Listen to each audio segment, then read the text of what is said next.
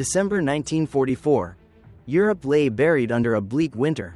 The sky was heavy with gray clouds, and snow fell endlessly over the dense forests of the Ardennes, a region straddling Belgium, Luxembourg, and Germany. In that biting cold, beneath the illusion of peace among the trees, hundreds of thousands of men were preparing for one of the largest and most brutal battles of World War II, the Battle of the Bulge, or the Ardennes Offensive. After the disastrous defeat in Normandy and the rapid collapse of the Western Front, Nazi Germany was on the brink of exhaustion. Territories once conquered, France, Belgium, the Netherlands, had been liberated, cutting off vital raw materials and manpower from Germany's war machine. In a desperate report to Hitler in September 1944, Armaments Minister Albert Speer warned, "We have enough resources left for only one more year of fighting." In Berlin, deep inside his fortified bunker, Adolf Hitler, watching his empire crumble, clung to a delusional hope. He believed that with one bold strike against the Western Allies, he could split their forces, force Britain and America into separate peace talks, and then redirect all remaining strength eastward against the Soviet Union. It was an irrational belief, but for a drowning man, even a straw seemed worth grasping. While Hitler nursed his fantasies, his soldiers at the front were in ruin. Once mighty divisions were now shadows, under-equipped, underfed, and undermanned. Ammunition was scarce, morale even scarcer.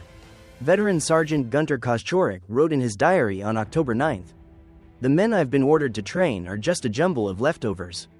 Old German settlers from Eastern Europe, or sailors pulled from ships that no longer exist. Now they're called armored infantry. None of them believe they'll live through the winter." And yet, amid this ruin, Hitler demanded preparations for an offensive of unprecedented scale. He called it Operation Wacht am Rhein, Watch on the Rhine. The name sounded defensive, but it masked one of the most reckless plans in Nazi history: a strike through the Ardennes to pierce Allied lines, seize the port of Antwerp, and split British and American forces in two. By mid-November 1944, over 200,000 German troops from three armies had secretly gathered along the border. They marched into the woods in total silence, no campfires, no engine noise by day, no radio transmissions. Even the falling snow seemed to whisper of death.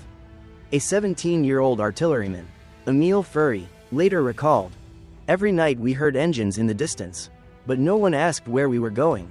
I just knew I was part of something vast and terrifying. It felt like we were preparing for our own funeral." Artillery, tanks, horses, everything that could move, was dragged from every corner of the Reich. Fuel was so scarce that trucks towed multiple guns at once, and officers' Volkswagens were often hitched to the same convoys, forming strange, rattling trains in the forest. Across the line, the U.S. 8th Corps, mostly green troops or units resting from battle, believed they were in a quiet sector. Lieutenant Colonel Daniel Strickler wrote home, "Nothing ever happens here, just trees, snow, and silence. We call the Ardennes our winter paradise, but sometimes, I can't shake the feeling that someone's watching us from the woods." December 16, 1944 to 4:30 a.m. A roar like thunder erupted from the east. Then came thousands more. The ground shook violently as German artillery unleashed hell along the entire front. Flames tore through the snow. The wind carried the hiss of shells and the screams of the buried. American soldier Charlie Haug remembered, "We had just woken up when the ground exploded. There was screaming everywhere. Then, through the smoke, they came, Germans, howling like beasts. They blew whistles, shouted, fired wildly. I never knew a human voice could sound that terrifying." To the north, Sepp Dietrich's 6th Panzer Army stalled almost immediately, the narrow forest roads choking the tanks in long, motionless lines. But in the center, Hasso von Manteufel's 5th Panzer Army surged forward, tearing through the thin American defenses. To the south, Brandenburger's 7th Army, short on vehicles, crossed the Aar River in small boats under freezing darkness. Many drowned or froze before reaching the other side. By nightfall, chaos reigned. American units were cut off. Communication collapsed. Small towns, Clairvaux, Saint-Vith, Elsenborn, became scenes of desperate close combat. On December 17, not only soldiers but civilians fled through the snow in endless lines of terror. That same day, Kampfgruppe Peiper, an SS armored unit under Joachim Peiper, committed atrocities that would stain the war's final months. At Hansfeld, 19 American POWs were executed. At Malmedy, 84 more were gunned down in a field. A survivor said, "They lined us up, they laughed, I heard them load their guns. Then, silence, except for the gunfire. The massacres spread like wildfire. The American troops' resolve hardened. From then on, they no longer fought merely to hold the line, they fought for vengeance." Bastogne, the heart of the Ardennes. Amid the chaos, one name rose to legend: Bastogne, a small Belgian town at the crossroads of 7 vital roads. If the Germans took it, they would sever the Allies' entire supply network.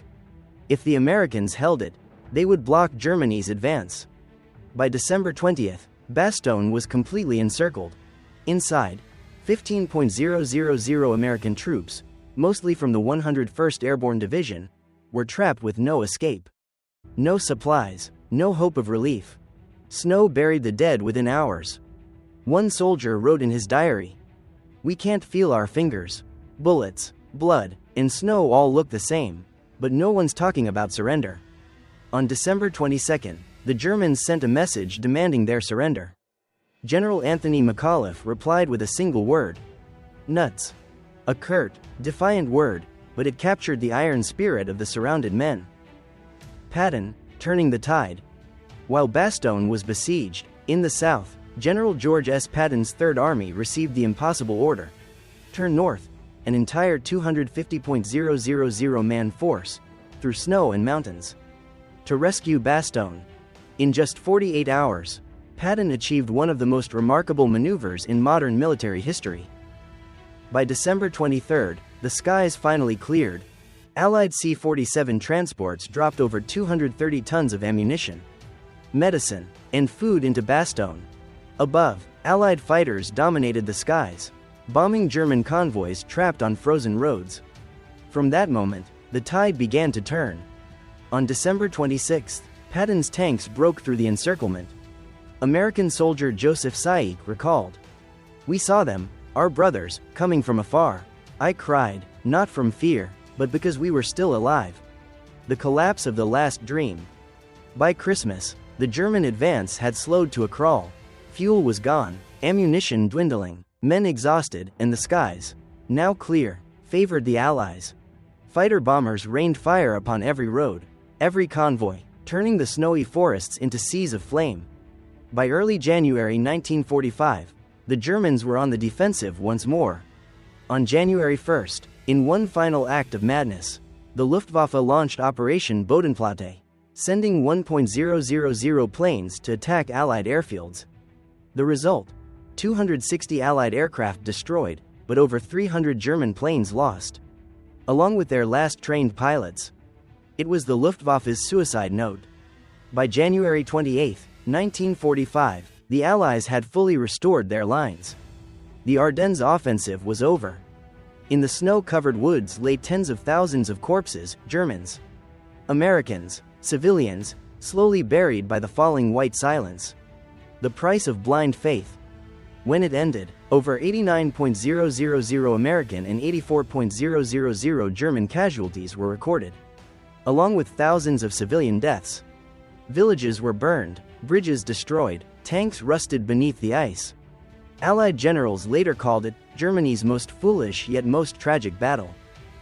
But within that folly lay a terrible truth, that even a dying beast can thrash with unimaginable fury. For those who survived, the memory of Ardennes never faded. An old American veteran said in a 1985 interview, "I don't hate the Germans. I just fear the cold and the silence. Every time it snows, I hear the screams again." Epilogue: the slow fading of darkness. The Battle of the Bulge was Hitler's final gamble. It consumed what remained of Germany's strength, its tanks, its fuel, its men, its hope. When it failed, the road to Berlin lay open. By February 1945, Allied forces crossed the Rhine. By April, the Red Army entered the German capital. And weeks later, Adolf Hitler took his own life in the bunker beneath Berlin. Yet, in those frozen days of late 1944, in the forests of the Ardennes, no one thought of victory or defeat. They thought only of their breath, their trembling hands, and whether the sun would rise the next morning. Because war, in the end, has never truly been about ideals, but about the desperate struggle of human beings to survive the darkness they themselves have created.